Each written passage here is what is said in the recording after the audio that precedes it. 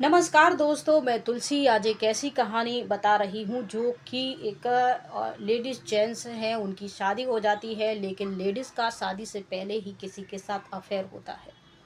वो अपने पति के साथ ज़्यादा खुश नहीं रहती है और उसका अफेयर है, इस बात को भी वो बताती नहीं है। और एक दिन जब उसका पति उसको उस व्यक्ति के साथ रंगे हाथों पकड़ लेता है, तब ये दोनों मिलकर अपने पति को ही ठिकाने लगा देते हैं। तो पूरा मामला क्या है, आइए समझते हैं। ये पूरा मामला है 17 सितंबर 2024 को बेलगाना गांव के खेत में एक शव मिलता है। गांव वाले जब देखते हैं सबको, उसके पास जाते हैं, इसकी पहचान कर ली जाती है और इसकी जो सूचना है नज़दीकी पुलिस स्टेशन में दी जाती है। झारखंड के गिरिडीह के तीसरी जिला क्षेत्र का ये सारा मामला है। और यहाँ जो मरने वाला व्यक्ति होता है वो मुक्तकीम होता है। ये लड़का केरल में काम कर रहा है और 3 महीने बाद ये अपने घर आता है। घर आता है 16 सितंबर 2024 को, लेकिन 17 सितंबर 2024 को इसकी लाश नज़दीकी गांव के खेत में मिलती है।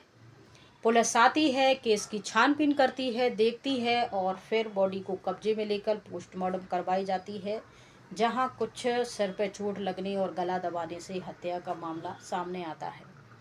इसके बाद पूछताछ होती है। जो पत्नी होती है वो फूट फूट के रो रही थी। आसपास माँ बाप, पत्नी से और भी लोगों से पूछताछ होती है। पुलिस का सबसे पहले शक पत्नी पे ही जाता है, क्योंकि ये लड़का घर आया था 16 सितंबर को और 17 सितंबर को इसकी लाश मिलती है। तब आस पड़ोस के लोग भी बताते हैं कि जब ये लड़का केरल में काम कर रहा होता है तब ये इसके घर एक और शख्स का आना जाना होता है। उस शख्स की लोकेशन चेक करके उसको गिरफ्तार किया जाता है। पूछा जाता है तो पता चलता है कि ये इसकी बीवी खुशबू खातून का जीजा है, जीजा लगता है। उससे पूछते हैं कि तुम, तो पुलिस को शक हो जाता है, बल्कि यकीन हो जाता है कि शायद ये एक्स्ट्रा अफेयर, ये नाजायज संबंध का मामला हो सकता है। मरने वाले की पत्नी और उनके जीजाजी जो हैं उनसे पूछताछ होती है। पहले तो महिला इधर उधर की बातें करती है, गुमराह करने की कोशिश करती है, लेकिन जब कड़ाई से पूछताछ होती है तो वो टूट जाती है। वो बताती है, जुलाई 2024 में मेरी शादी मुस्तकीम के साथ हुई थी। मैं इस शादी से खुश नहीं थी, क्योंकि मैं अपने जीजा से प्यार करती थी। मैंने इसको कई बार बताया कि शादी तो हो गई, लेकिन मेरा तुम्हारा संबंध आगे नहीं होगा। इसके बाद 16 सितंबर 2024 को जब मुस्तकीम घर आता है, तब मैं और जीजा एक साथ कमरे में आपत्तिजनक स्थिति में, मुस्तकीम हमें देख लेता है। इससे वह भड़क जाता है और मुझे तलाक देने की बात कहता है और सब परिवार को इस हरकत के बारे में बताने की बात कहता है। मैं उसे समझाती हूँ, लेकिन वो नहीं मानता है। तो गुस्से में मैं उस पर जोरदार वार कर देती हूँ, क्योंकि उससे पहले जीजा में, मुस्तकीम में और इन सब में हाथापाई हो रही थी। इनका जो जीजा है समीर, उसके साथ बहुत शादी से पहले से ही खुशबू खातून के नाजायज संबंध थे।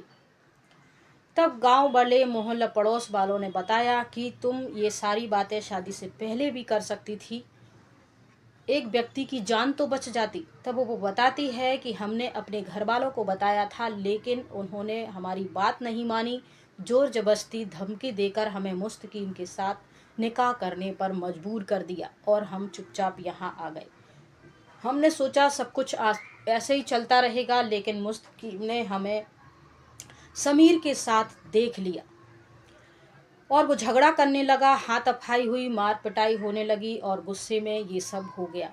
फिर एक और व्यक्ति को बुलाकर हमने रात के अंधेरे में इनकी लाश को खेत में फेंकवा दिया। तो ये कहानी बताने का यही एक उद्देश्य है कि अगर आपके जीवन में कोई व्यक्ति पहले से है तो सब मिलजुल के घर परिवार वालों की रजामंदी से शादी ब्याह उसी से करें।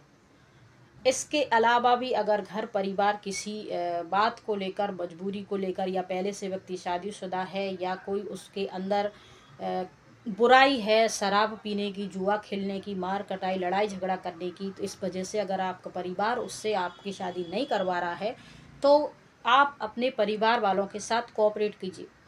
तीसरी बात, अगर आपकी शादी हो चुकी है तो आप उसी व्यक्ति के साथ कोऑपरेट करने की कोशिश कीजिए। धीरे धीरे सब कुछ ठीक हो जाएगा और आपकी ज़िंदगी में भी खुशियाँ आ जाएंगी, क्योंकि वक्त के हिसाब से सब कुछ बदल जाता है, हमारी मानसिक स्थिति भी बदल जाती है और सब कुछ ठीक हो जाता है।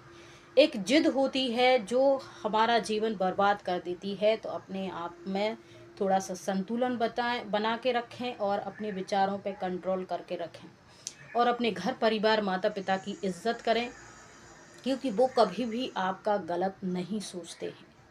तो खुश रहिए, मस्त रहिए, स्वस्थ रहिए। जय हिंद, जय भारत।